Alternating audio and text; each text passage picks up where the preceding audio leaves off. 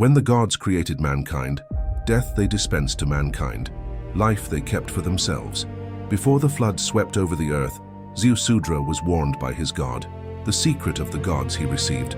When Anu, Enlil, Enki, and Ninhursag created the black-headed people, they made the four-legged creatures of the field come forth. Sumerian king list and Eridu Genesis, circa 2100 BCE. What if the gods who walked among our ancestors were not mythological constructs, but physical beings from beyond our world?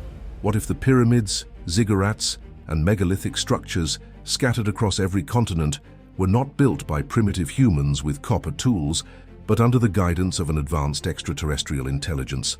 Could the recent surge in UFO sightings and government disclosures indicate that these ancient creators have returned to observe their greatest experiment, humanity itself? In the ancient lands of Mesopotamia, between the Tigris and Euphrates rivers, the Sumerians emerged seemingly from nowhere around 4500 BCE with a fully developed civilization. They possessed advanced knowledge of astronomy, mathematics, law, and agriculture that appeared without any archaeological precedent of gradual development. Their creation myths speak not of abstract deities, but of physical beings called the Anunnaki, literally translated as those who from heaven to earth came. These accounts appear in thousands of cuneiform tablets discovered across modern Iraq, Syria, and Turkey, tablets that were buried for millennia until archaeologists began excavating them in the mid-19th century. The Epic of Gilgamesh, the Enuma Elish, the Atrahasis epic, and the Sumerian king list all describe a time before the Great Flood when gods walked the earth, interbred with humans, and ruled from magnificent cities. Conventional scholarship interprets these texts as mythology, symbolic representations of natural forces, and human psychology projected onto anthropomorphized deities. But what if we have been reading these texts through the wrong lens? What if our ancestors were not creating myths, but recording history? What follows are propositions highly controversial within mainstream academia, interpretations that challenge the fundamental narrative of human civilization. These ideas have been dismissed, ridiculed, and marginalized by orthodox scholars, yet the questions they raise refuse to disappear. As Aristotle wisely stated, it is the mark of an educated mind to be able to entertain a thought without accepting it.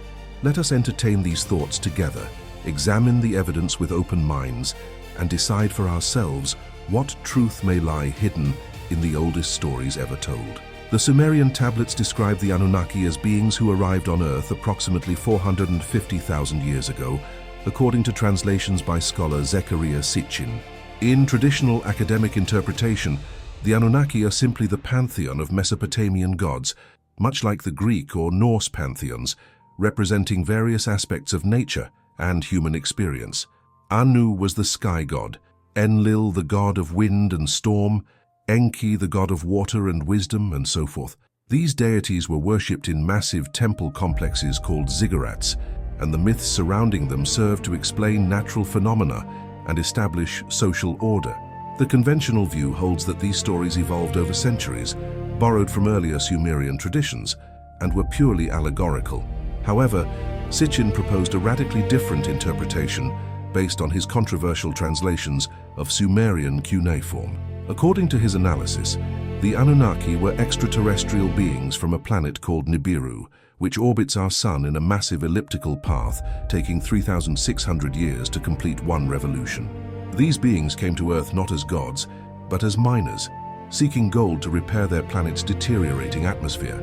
The tablets speak of the Anunnaki establishing 7 cities before the flood: Eridu, Bad Tibira, Larak, Sippar, and Shuruppak among them. Sitchin argued these were not mythological locations but actual mining and refining operations. The Atrahasis epic, dated to approximately 1700 BCE, but based on much older sources, contains a fascinating account that traditional scholars interpret as a labor dispute among gods. The text states, "When the gods, like men, bore the work and suffered the toil of the gods was great, the work was heavy, the distress was much. After 40 years of this labor, the lesser gods, called the Igigi, rebelled against their masters." The text continues, "Every one of us gods has declared war. We have put a stop to the digging. The load is excessive, it is killing us." Could this be describing an actual labor dispute among extraterrestrial workers? The solution to this rebellion, according to the tablets, was the creation of a primitive worker to bear the burden of the gods. The text describes how Enki, the chief scientist among the Anunnaki, and the goddess Ninhursag worked together to create this new being. But there is a detail in these texts that is deeply disturbing, something that transforms this from ancient mythology into something far more unsettling.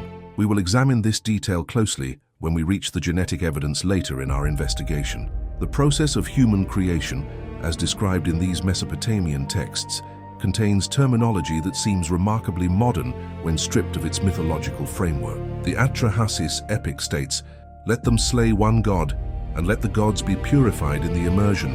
With his flesh and blood let Ninti mix the clay."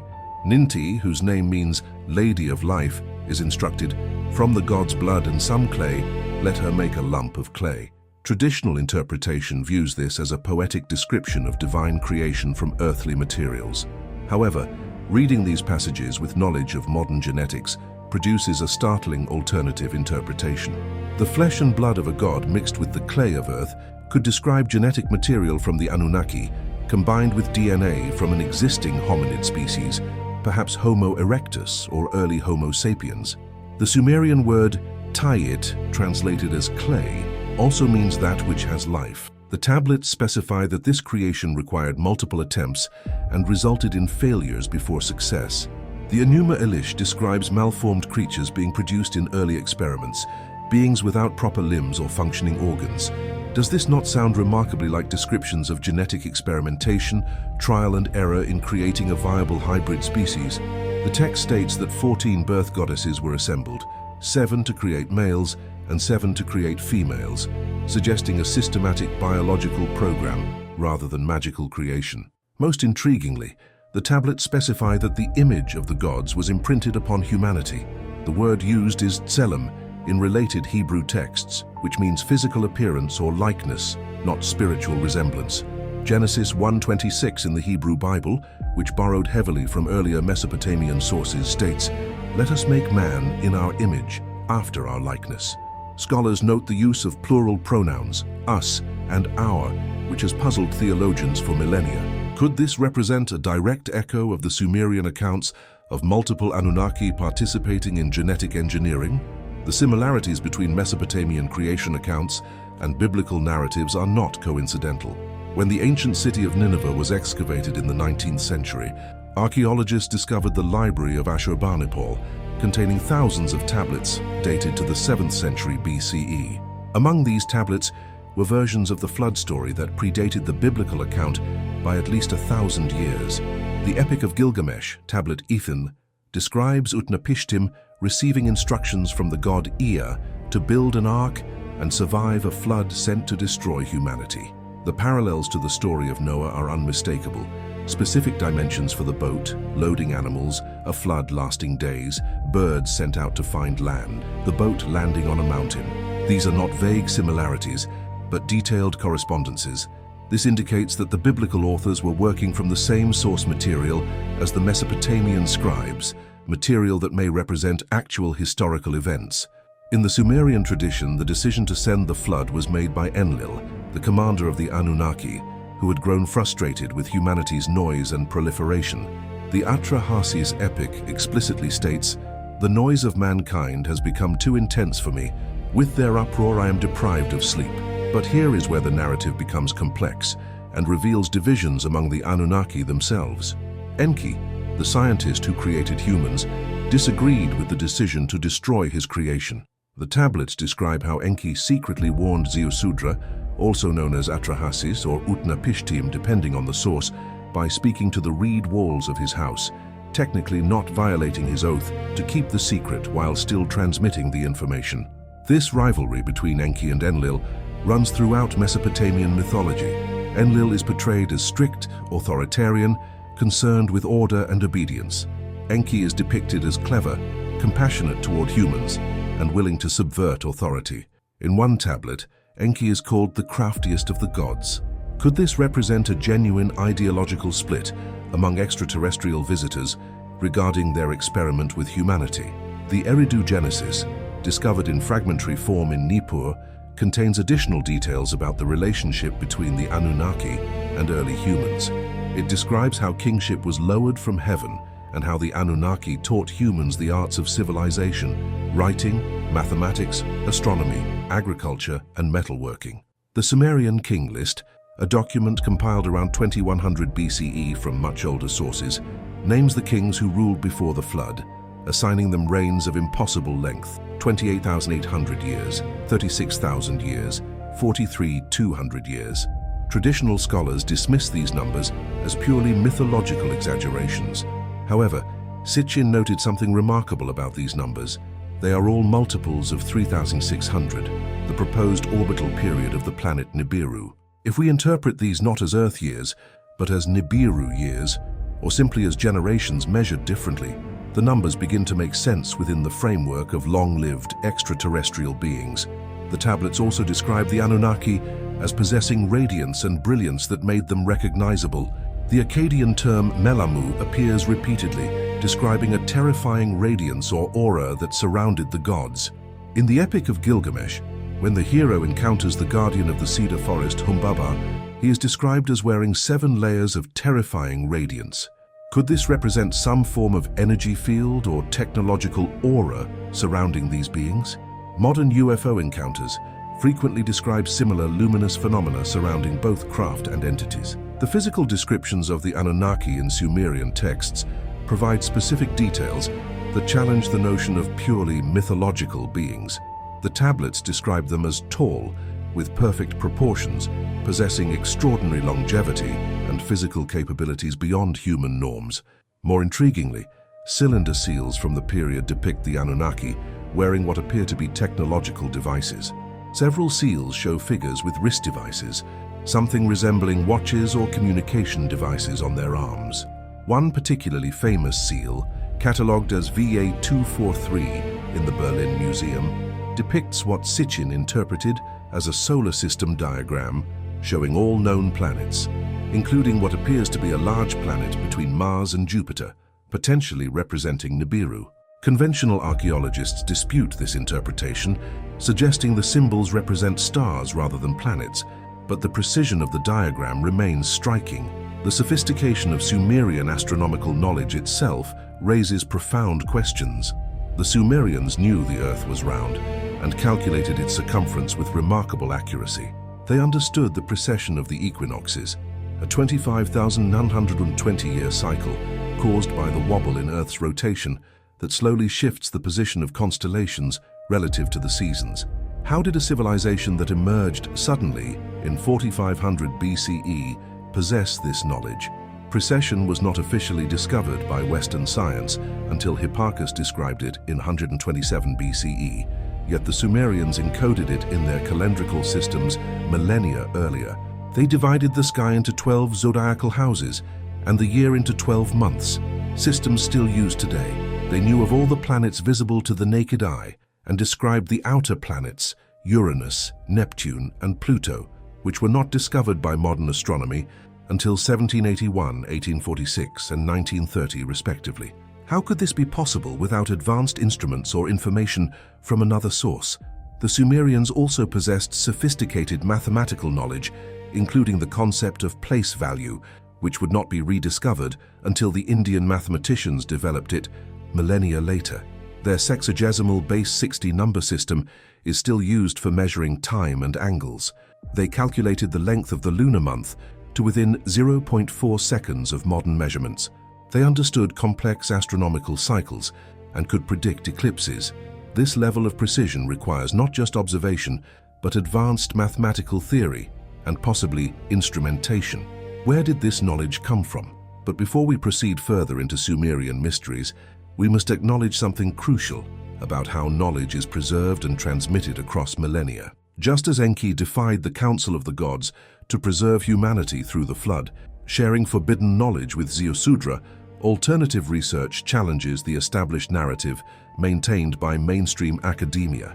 If the conventional interpretation of history is incomplete or incorrect, then investigating these alternative perspectives becomes essential, even when they contradict orthodox positions. This channel exists to explore precisely these controversial questions, to examine evidence that mainstream scholarship often dismisses without adequate consideration, and to present interpretations that challenge us to reconsider the origins of human civilization. If this approach resonates with your own intellectual curiosity, if you value questioning established narratives and examining evidence with fresh eyes, consider subscribing to continue this journey together. The Sumerian civilization provides the foundation for this investigation, but the phenomena we are exploring extend far beyond Mesopotamia. Returning to our examination of Anunnaki influence, we must now address the most visible and enduring evidence of their presence, the massive architectural achievements scattered across the ancient world. The Great Pyramid of Giza stands as perhaps the most enigmatic structure ever constructed on Earth. Built approximately 4,500 years ago according to conventional chronology, during the reign of Pharaoh Khufu of the 4th dynasty, this monument contains 2.3 million stone blocks, averaging 2.5 tons each, with some granite blocks in the king's chamber weighing up to 80 tons. The pyramid originally stood 481 feet tall and was the tallest human-made structure on Earth for 3,800 years. But these raw statistics barely scratch the surface of the mysteries embedded in its construction and design. The precision of the Great Pyramid defies explanation through conventional archaeological theories. The base of the pyramid is level to within 2.1 centimeters across its 230-meter length. The sides are aligned to true cardinal directions with an error of less than 1/15 of a degree. The ratio of the pyramid's perimeter to its height equals 2p, encoding the mathematical constant pi to an accuracy of 0.05%. The pyramid's latitude, 29.9792458 degrees north, corresponds to the speed of light in meters per second, 299,792,458. Could this be mere coincidence, or does it represent encoded knowledge of physical constants? The internal passages contain astronomical alignments. The northern shaft in the king's chamber points to where Thuban, the pole star of that era, would have been positioned in 2450 BCE, while the southern shaft points to where Orion's belt would have appeared. Conventional Egyptology attributes the pyramid's construction to teams of workers using copper tools, wooden sledges, and ramps to quarry, transport, and position the massive stones. However, experimental archaeology has repeatedly failed to replicate these supposed methods at the required scale and precision. Engineer Christopher Dunn conducted extensive research on the granite boxes in the Serapeum at Saqqara and the granite blocks in the King's Chamber, finding evidence of precision machining that would require tungsten carbide tools and potentially ultrasonic drilling. The interior surfaces of these granite boxes are flat to within 0.002 inches, parallel to within 0.001 inches over lengths of several feet. This level of precision exceeds what most modern machine shops can achieve and would have been impossible with copper tools. The ancient Egyptians had no written records describing the construction of the pyramids, no hieroglyphic texts explaining the methods used, no tomb paintings depicting the building process. This absence is suspicious given that the Egyptians documented virtually every other aspect of their civilization in elaborate detail. The earliest written Egyptian account of the pyramids' origin appears in texts from the Middle Kingdom, more than 500 years after their supposed construction, and these texts describe them as already ancient mysteries. The conventional timeline itself presents problems. The three pyramids of the Giza Plateau, attributed to Khufu, Khafre, and Menkaure, represent the absolute pinnacle of pyramid construction in terms of size, precision, and architectural sophistication. Yet they are supposedly among the earliest pyramids built, appearing suddenly during the 4th dynasty, without clear technological precedent.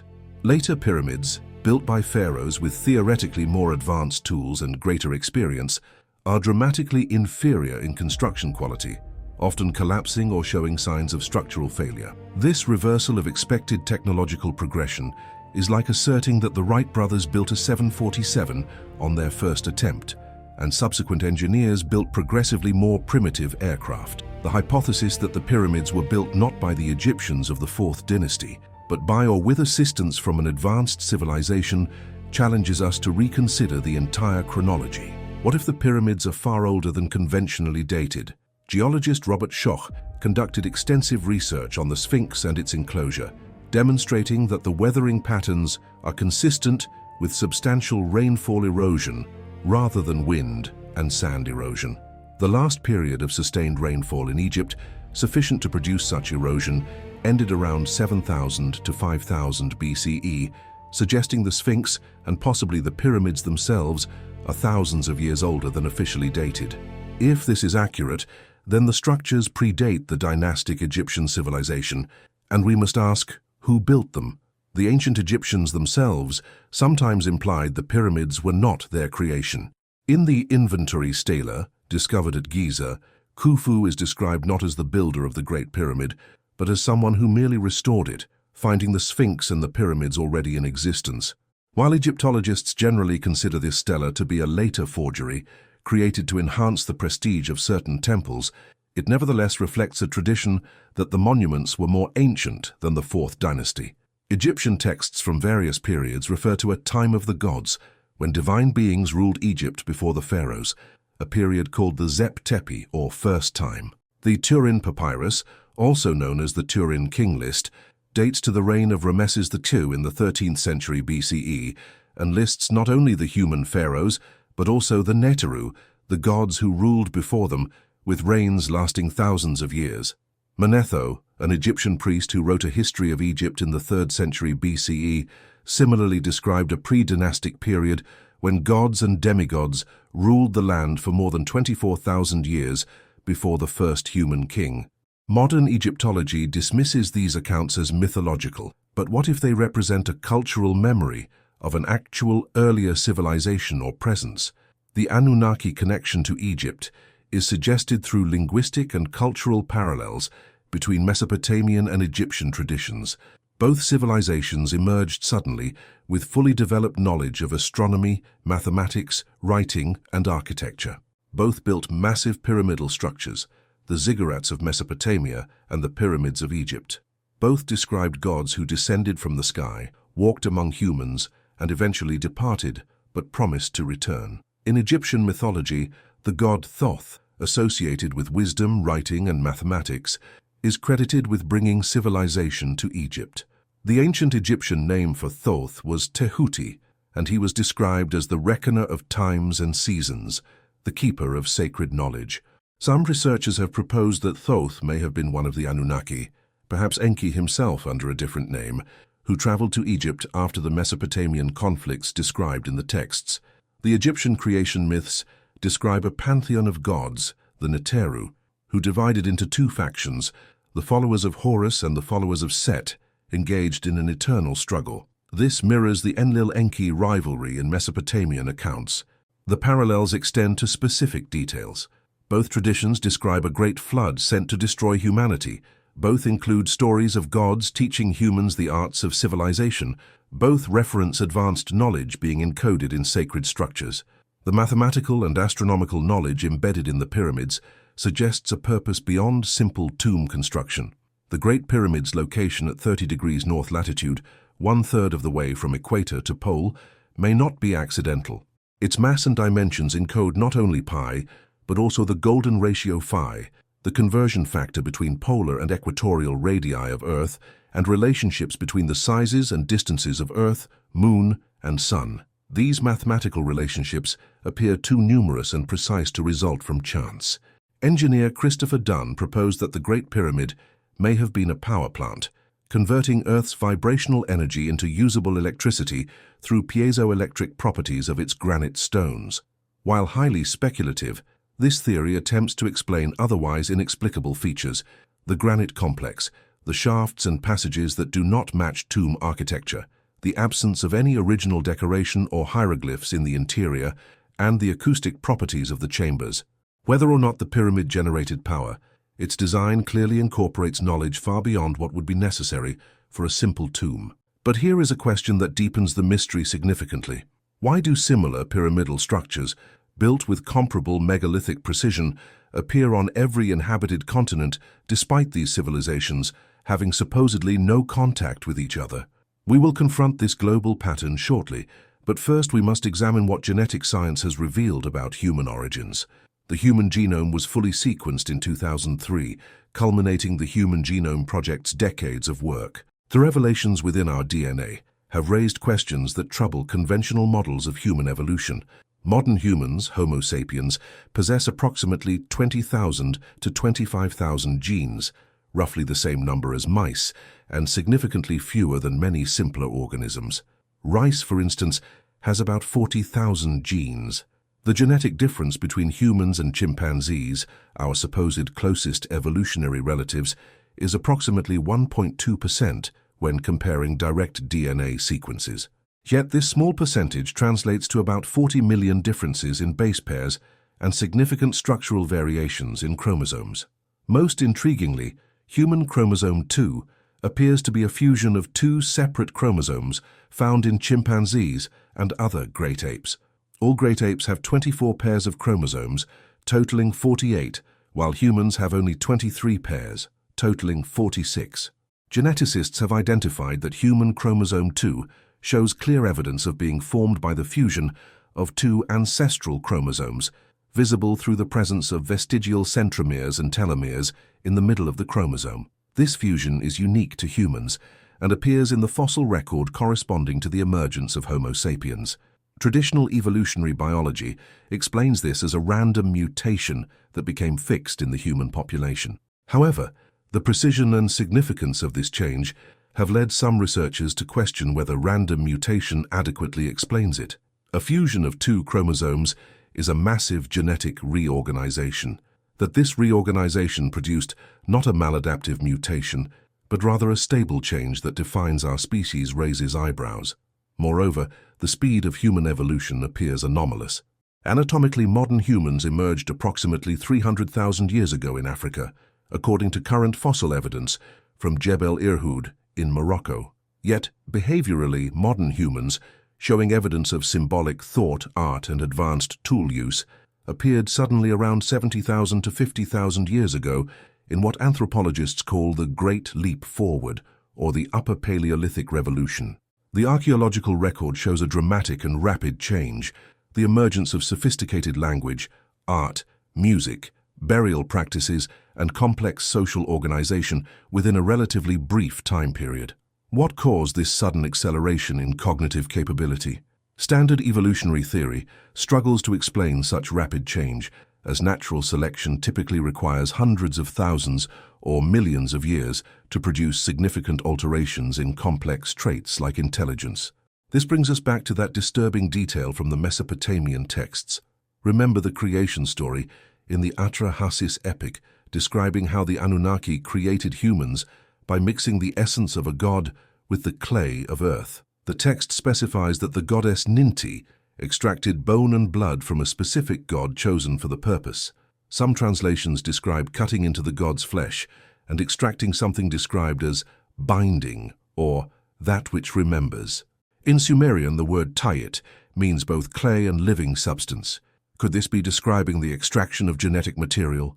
DNA is the substance that binds genetic information and serves as biological memory, transmitting traits across generations. The epic continues by stating that 14 birth goddesses were involved in the process, 7 for males and 7 for females, and that the process required multiple attempts. The texts describe failed experiments producing malformed beings before a successful prototype was achieved. This sounds remarkably like descriptions of genetic engineering, complete with multiple trial runs, gender-specific optimization, and eventual success after initial failures. Furthermore, the texts explicitly state that the new being was created to serve as a worker, as a Lulu, which means mixed one, or hybrid. The Sumerian term Adamu, from which the Hebrew Adam derives, means earthling or one of earth, but it also carries connotations of being made in the image of the gods.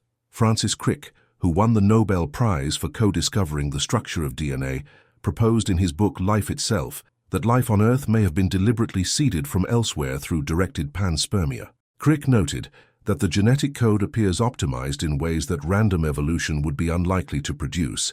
While Crick was not specifically endorsing ancient astronaut theories, his willingness to consider that life on Earth had extraterrestrial origins demonstrates that the concept is not inherently unscientific.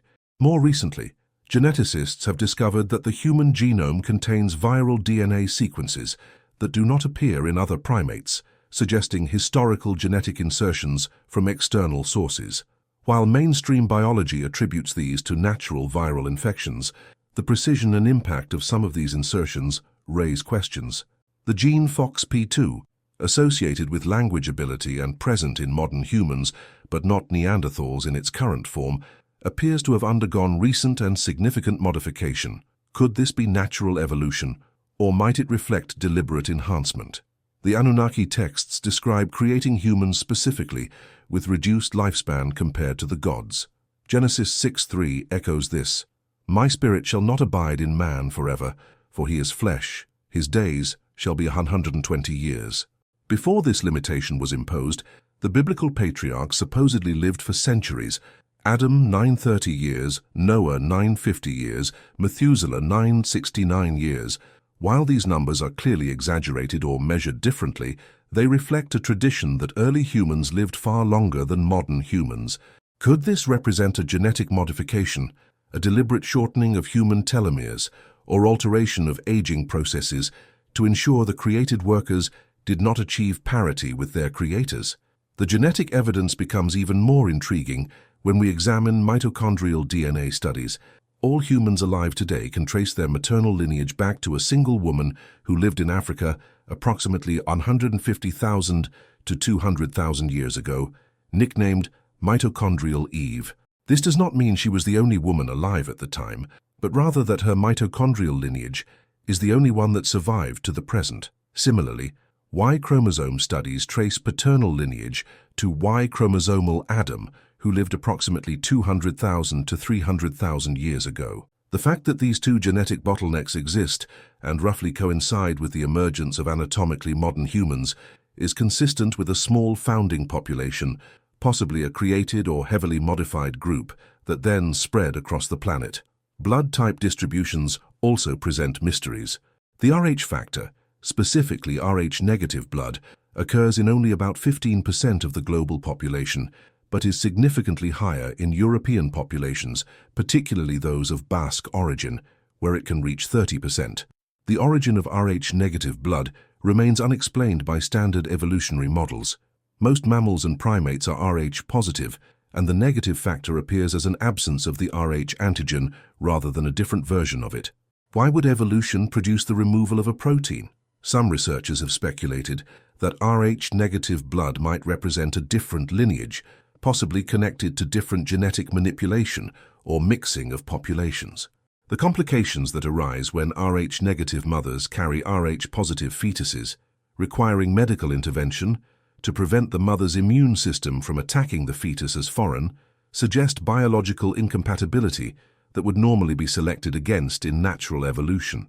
These questions about human genetic origins lead us to ask whether the Anunnaki, if they existed and engaged in genetic engineering, left only cultural and structural evidence of their presence, or whether that evidence might also exist within our very cells. Could some human populations carry more of this alleged extraterrestrial genetic contribution than others? Could the Nephilim, the giants, described in Genesis 6:4 as offspring of sons of God and daughters of men, represent a hybrid lineage? Ancient texts from around the world describe races of giants who existed in antediluvian times. The Greek Titans, the Norse Jötnar, the Nephilim and Anakim of Hebrew texts, the Quinametsin of Aztec mythology, all describe beings of enormous stature who predated modern humans. Archaeological discoveries of unusually large skeletons have been reported throughout history, though most lack proper documentation and verification. Whether or not literal giants existed, these widespread traditions suggest something significant in human prehistory that we have not yet fully understood. But now we must expand our geographical scope. If the Anunnaki influenced Mesopotamian and Egyptian civilizations, what about other ancient cultures that demonstrated similar advanced knowledge and architectural capabilities? The pattern of advanced megalithic construction appears globally with striking consistency. In South America, the megalithic sites of Tiahuanaco and Pumapunku in Bolivia contain some of the most precisely cut and fitted stones ever discovered. Pumapunku features andesite blocks weighing up to 130 tons, transported from quarries 10 kilometers away. More remarkably, these blocks show evidence of complex cuts and drill holes with perfectly smooth surfaces and sharp right angles. The precision of the cuts would require modern diamond-tipped power tools, yet the site is dated to approximately 536 CE, though some researchers argue for much greater antiquity based on astronomical alignments and erosion patterns. The H-shaped blocks at Pumapunku are cut with such precision that they fit together perfectly without mortar, creating a flat surface across multiple stones. Engineer Christopher Dunn examined photographs and measurements of these blocks and concluded that the level of flatness and parallelism would be difficult to achieve even with contemporary machining equipment. The drill holes in some blocks are perfectly cylindrical with smooth walls, suggesting either high-speed rotary drilling or some form of advanced technology. Traditional archaeologists propose that these cuts were made using stone hammers and bronze chisels, but experimental attempts to replicate the precision using these methods have failed. At Tiahuanaco, the Gateway of the Sun stands as a single andesite block weighing approximately 10 tons, carved with intricate figures and a calendar system. The central figure is generally identified as Viracocha, the creator god of Andean mythology. Viracocha, like the Anunnaki and Egyptian Neteru, was described as a bearded figure who came from the heavens, taught humanity the arts of civilization, and then departed with a promise to return. Spanish chroniclers recorded Incan traditions stating that Viracocha had existed long before the Inca and had created the ancient monuments that even the Inca themselves could not explain. The Inca told the Spanish that the massive stones at Sacsayhuaman and other sites had been placed by giants or through the use of sound technology that made stones weightless. While conventional historians dismiss these accounts as myths, they represent consistent traditions across multiple Andean cultures. In Peru, the fortress of Sacsayhuaman overlooking Cusco contains limestone blocks weighing up to 200 tons, fitted together with such precision that a knife blade cannot be inserted between them. The stones are cut in complex polygonal shapes with multiple angles, yet fit together perfectly. The three massive terraces of Sacsayhuaman were supposedly constructed by the Inca, using only bronze tools and stone hammers, yet the Spanish conquistadors who first saw the site believed it had been built by demons or ancient giants, as the engineering seemed impossible for humans. Modern attempts to move stones of comparable size, even with cranes and modern equipment, have proven extremely difficult. Moving across the Pacific to Easter Island, we encounter the Moai, massive stone statues weighing up to 82 tons and standing up to 10 meters tall. Nearly 900 of these statues were carved from the volcanic tuff of Rano Raraku quarry and transported across the island. The mystery is not just how the Rapa Nui people moved these enormous statues using only manpower and ropes, but why they invested such enormous resources into creating them. The island's population at the statue's peak production is estimated at only 10,000 to 15,000 people, yet they somehow organized labor and resources to create hundreds of massive monuments. The statues were carved with bronze or stone tools, according to archaeological consensus, yet some of the finest details show precision difficult to achieve with primitive implements. Moreover, many of the Moai have been found buried up to their shoulders, and excavations revealed that they have complete bodies extending meters underground, significantly increasing their total size and the engineering challenge they represent. The Rapa Nui oral traditions describe the statues as representations of ancestors and as containers for spiritual power or mana. They also contain legends of the earliest settlers arriving by boat, guided by beings from the sky, and possessing knowledge of navigation and astronomy that allowed them to find this remote speck of land in the vast Pacific Ocean. The island's location, one of the most isolated inhabited places on Earth, raises questions about how it was discovered and settled in the first place. In Central America, the Mayan pyramids demonstrate astronomical knowledge comparable to or exceeding that of the Sumerians. The Pyramid of Kukulkan at Chichen Itza was designed such that during the spring and autumn equinoxes, the setting sun creates a shadow pattern on the pyramid steps, resembling a serpent descending from the top. The pyramid has 365 steps total, representing the solar year, and the entire structure encodes complex astronomical cycles. The Mayans possessed a sophisticated calendar system, more accurate than the Gregorian calendar used today. Their long count calendar tracked cycles of time over thousands of years, and they calculated the length of the solar year to within 0.202 of a day of modern measurements. They predicted solar eclipses and understood the precession of the equinoxes. How did a civilization operating in dense jungle without metal tools or the wheel achieve this level of astronomical sophistication? The Mayan creation myth, the Popol Vuh, describes how the gods created humans through several failed attempts, first making beings from mud who dissolved in water, then from wood who lacked souls, and finally from maize, creating beings who were too wise and godlike, so the gods clouded their minds to make them less perfect. This narrative of multiple attempts at human creation, with initial failures and eventual success after modifications, parallels the Mesopotamian accounts.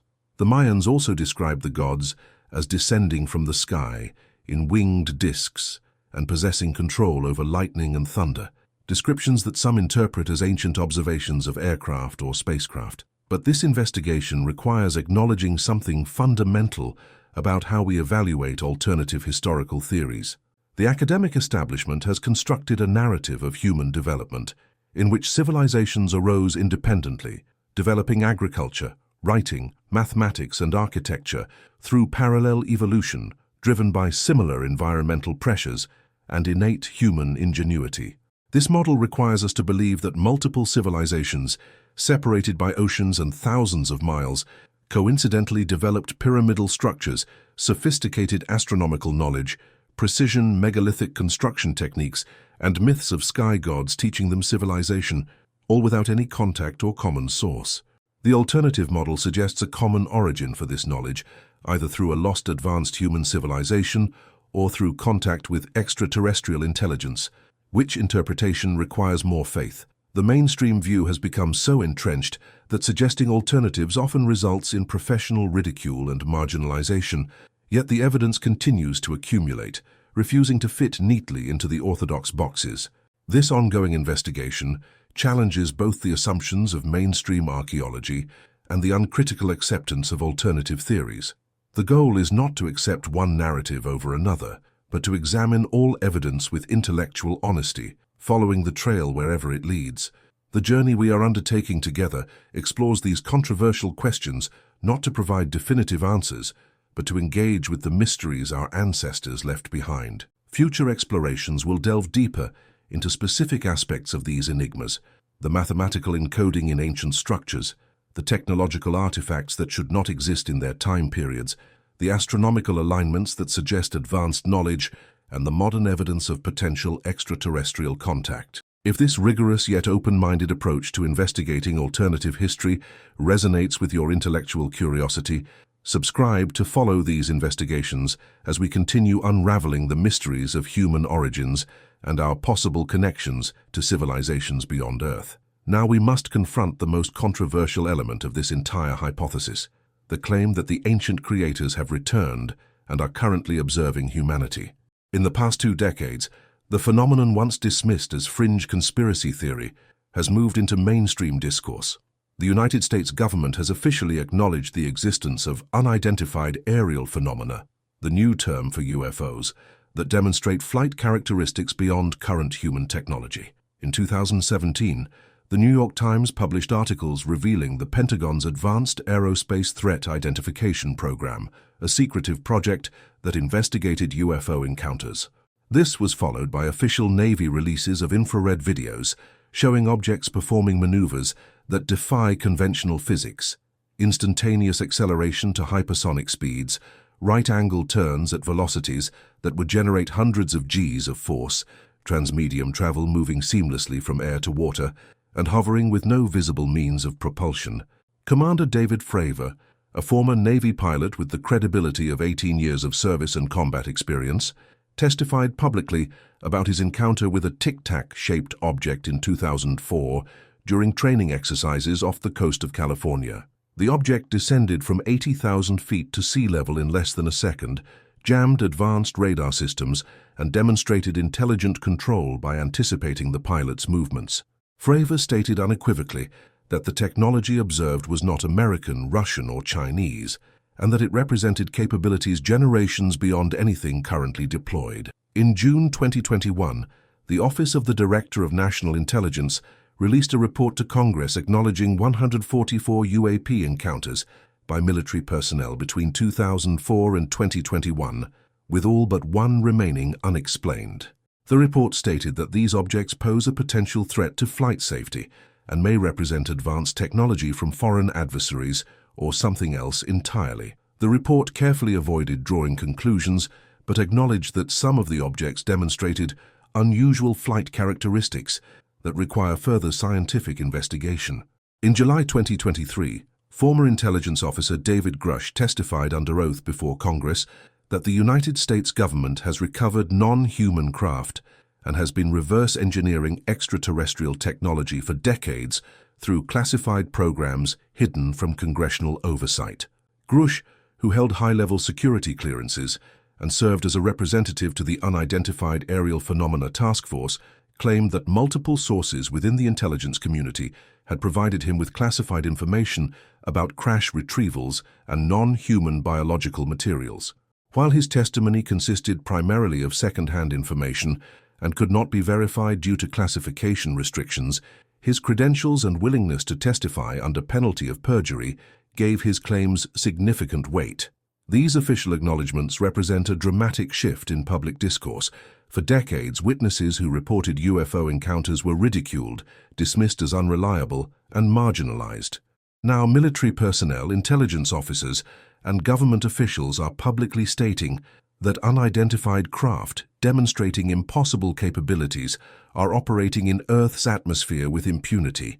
The question is no longer whether these phenomena exist, but rather what they represent and what their presence means for humanity. Could these modern UFO encounters represent the return of the ancient Anunnaki or similar extraterrestrial intelligence? The connection between ancient accounts and modern sightings lies in several striking parallels. Ancient texts describe flying objects with remarkable consistency across cultures. The Vedic texts of India, particularly the Vimanas, described in the Mahabharata and Ramayana, depict flying machines of various sizes and capabilities, some capable of traveling to the stars. The descriptions include technical details about construction, fuel sources, and flight capabilities. The Vimanas are described as making a roaring sound, emitting light, and capable of becoming invisible or disguising themselves as clouds. These accounts from texts written thousands of years ago bear uncanny resemblance to modern UFO reports. In the Hebrew Bible, the prophet Ezekiel describes encountering a wheel within a wheel that descended from the sky with fire, lightning, and the appearance of gleaming metal. The object had living beings inside, beings with 4 faces and wings, and it could move instantly in any direction without turning.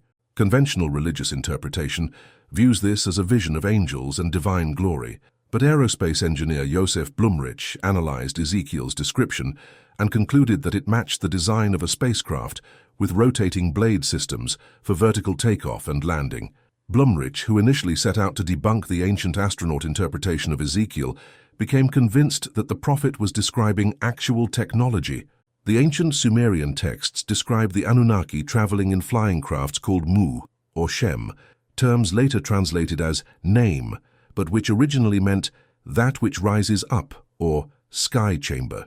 The tablets depict the Anunnaki descending and ascending in these craft, which emitted fire and made thunderous sounds. The descriptions match modern accounts of rocket launches or advanced propulsion systems. Moreover, the texts describe the Anunnaki possessing the ability to observe Earth from above, to monitor human activities from the sky.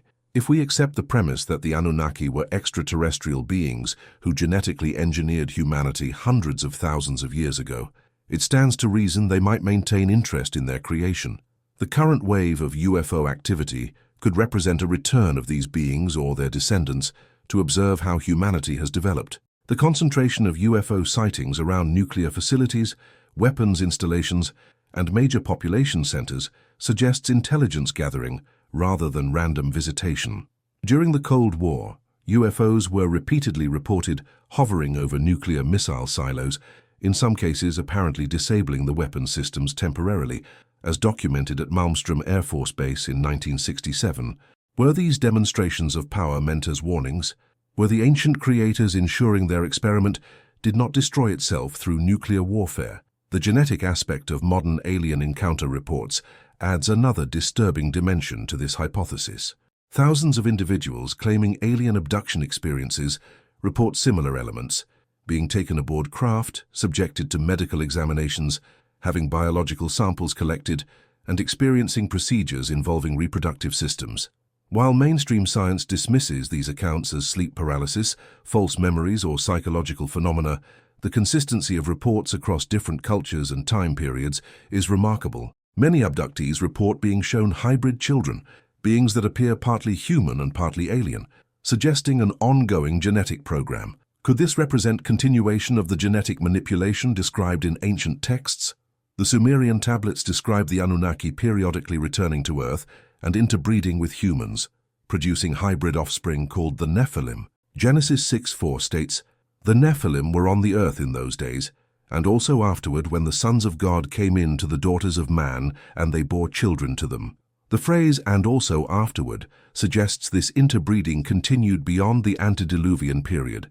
If the Anunnaki engaged in genetic engineering in prehistory, might they continue monitoring and potentially adjusting the human genome?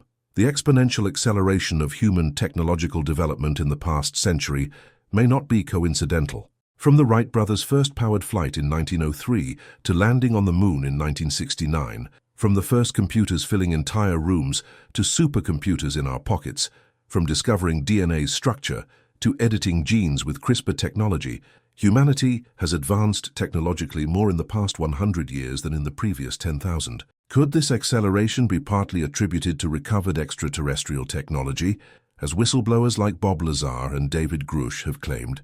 The development of transistors at Bell Labs shortly after the 1947 Roswell incident, the sudden leap to integrated circuits and microprocessors, advances in materials science including fiber optics and memory metals, all emerging in rapid succession during the post-World War II period, raises questions about whether all these innovations originated purely from human ingenuity or whether they involved reverse engineering recovered technology.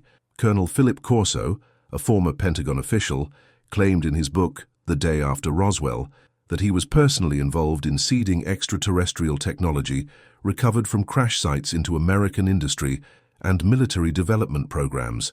While his claims cannot be independently verified, they align with patterns observable in technological history. The question becomes, are we approaching a threshold that triggers direct intervention or revelation? Ancient prophecies from multiple cultures describe a return of the gods during an age of great change. The Hopi speak of the return of the blue Kachinas. The Hindu texts predict the return of Kalki. Messianic traditions describe a second coming.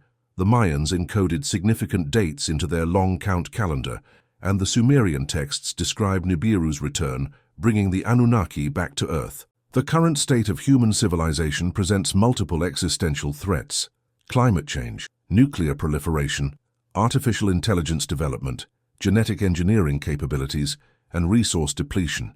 If extraterrestrial intelligences created humanity as an experiment or for specific purposes, they might intervene at critical junctures to prevent self-destruction or to guide development in preferred directions.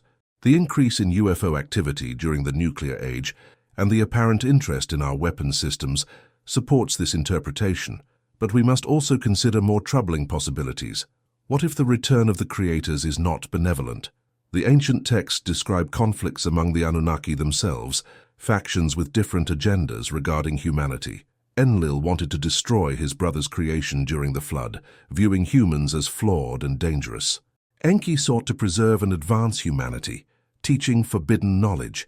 If both factions exist and return, which agenda will prevail? The modern UFO phenomenon includes not just benign observation, but also disturbing encounters. Cattle mutilations with surgical precision removing organs and draining blood, human abductions involving medical procedures, reports of aggressive behavior by certain types of entities. Not all extraterrestrial contact may be beneficial to humanity. This possibility demands serious consideration, rather than naive assumptions, that all advanced beings are necessarily enlightened and benevolent. The evidence suggests multiple groups may be involved with different motivations and methods. Some encounters involve beings described as tall and Nordic in appearance, others involve smaller gray entities, still others describe reptilian features. Ancient texts similarly describe different types of beings: the Anunnaki themselves, the Igigi workers, the Nephilim hybrids, and various servants and created beings. The diversity of modern UFO entity reports may reflect the same complex interstellar politics and competing interests described in ancient accounts. Furthermore, we must consider the possibility that the UFO phenomenon represents not extraterrestrial but interdimensional intelligence. Quantum physics has revealed that reality operates very differently at fundamental levels than our everyday experience suggests.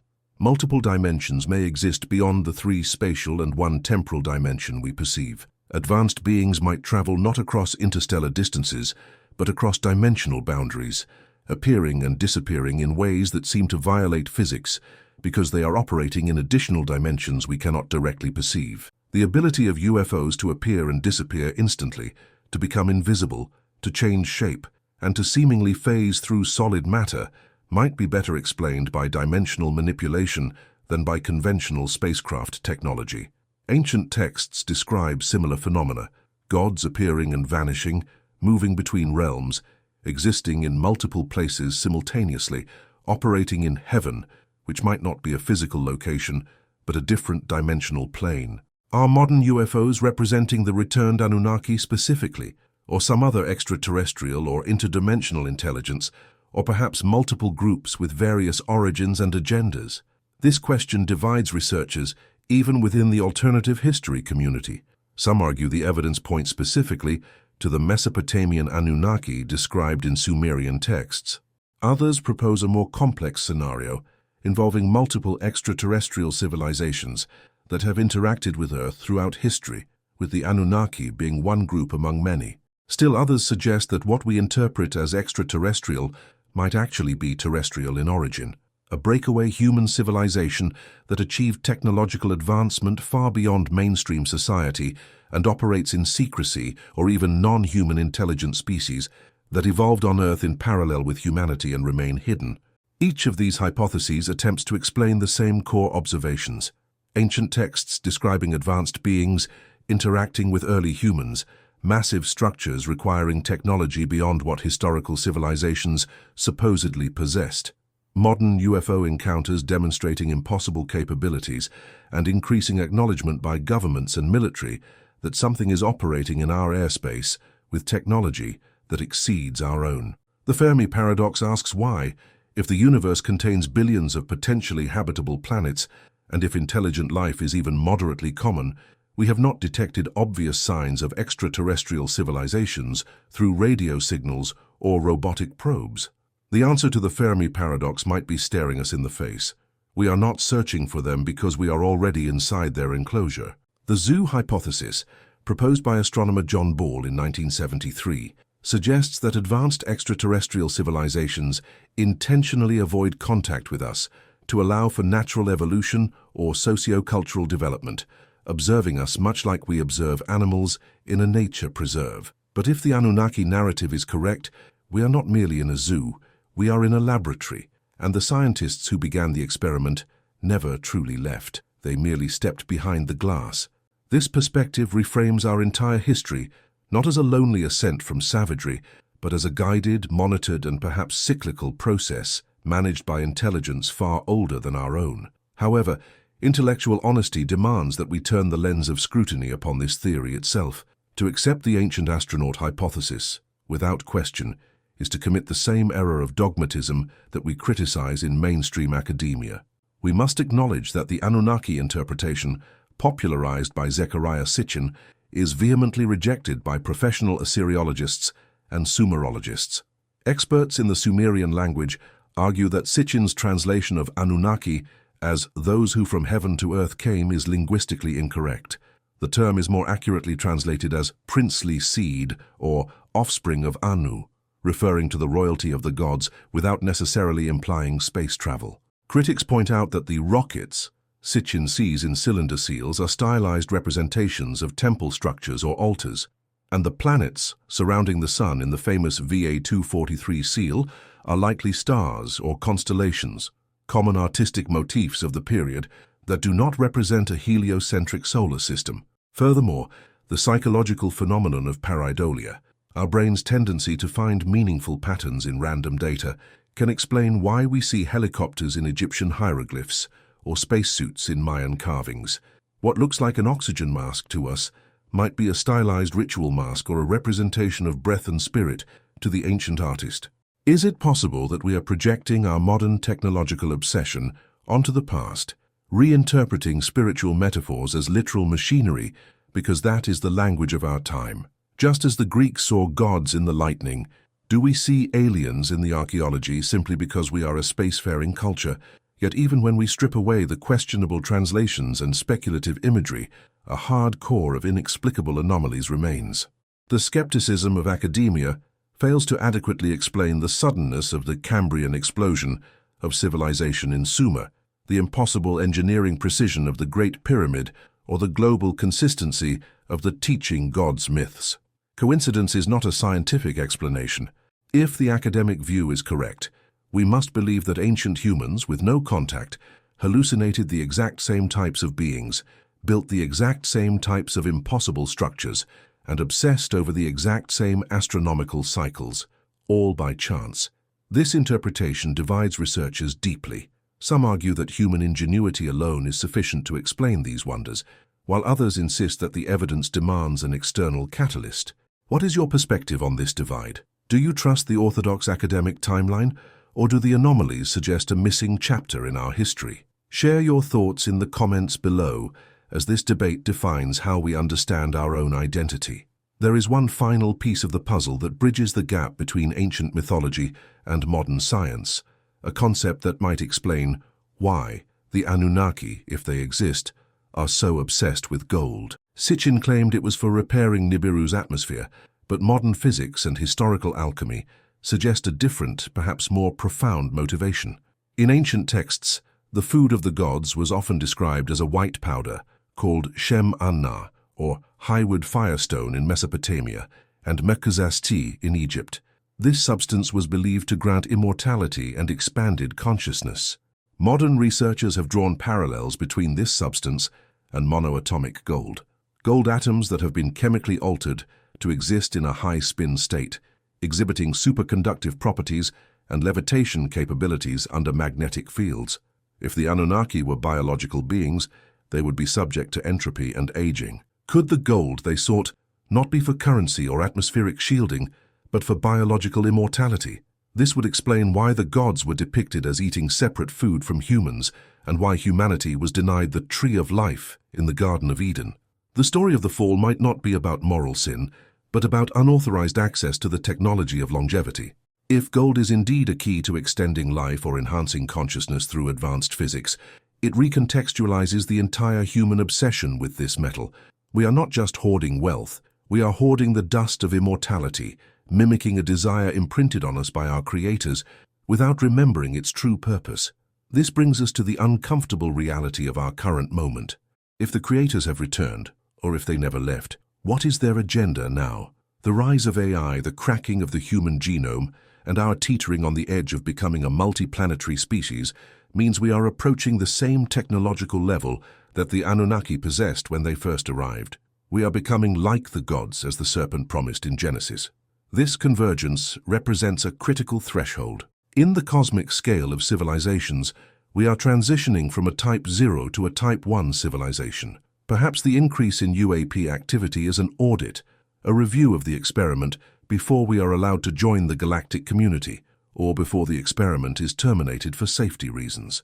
The recurring accounts of UFOs disabling nuclear warheads suggest a containment protocol. We are being watched not with malice, but with the concern of a parent watching a child play with matches. We will explore the specific physics of these craft and the deeper implications of the zoo hypothesis in future documentaries, diving into the classified programs that may already be interacting with these intelligences. Make sure you are subscribed to accompany us as we peel back these layers of secrecy. As we conclude this investigation, we are left with a duality that is difficult to reconcile. On one hand, we have the comfortable narrative of mainstream history. Humanity is a solitary species that pulled itself up from the mud through grit and accident, building pyramids with ropes and copper chisels, alone in a silent universe. On the other hand, we have the unsettling, vertigo-inducing possibility that we are a designed species, a hybrid experiment constructed by voyagers from the stars who built the monuments of antiquity as beacons and who are now circling above us, waiting for us to wake up. Which version of reality do you choose to inhabit? The evidence does not force a verdict, it only opens a door. As we stand in the shadow of the pyramids and look up at the lights moving in our modern skies, we must ask ourselves, if the creators have returned, are they here to save us, to judge us, or simply to harvest what they planted? Perhaps the answer lies not in the stars, but in the mirror. If we are indeed their children, carrying their code in our blood and their ambition in our souls, then their return is not an invasion. It is a family reunion. And like all reunions, it brings with it the weight of old secrets and the judgment of how much we have grown. Before you go, I have one final question for you to ponder. If the Anunnaki revealed themselves tomorrow, definitively and undeniably, would it destroy your faith and worldview, or would it finally make the pieces of history fit together? Would you feel smaller, or would you feel part of something infinitely larger? Reflect on this, and share your answer in the comments. The truth may be stranger than we can imagine, but the journey to find it is what makes us human. Until next time, keep looking up.